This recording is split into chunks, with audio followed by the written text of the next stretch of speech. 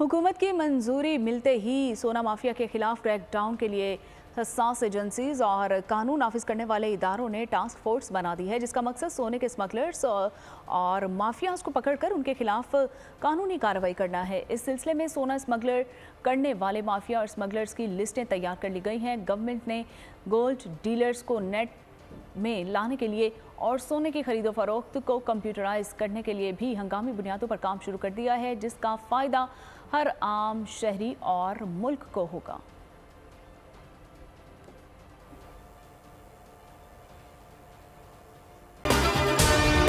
अगर आपको ये वीडियो पसंद आई है तो हमारे चैनल को सब्सक्राइब कीजिए और बेल आइकन को प्रेस कीजिए।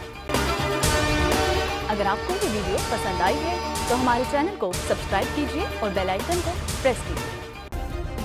सब्सक्राइब करें और बेल दबाएं ताकि कोई खबर रह न जाए। सब्सक्राइब करें और बेल दबाएं ताकि कोई खबर रह न जाए।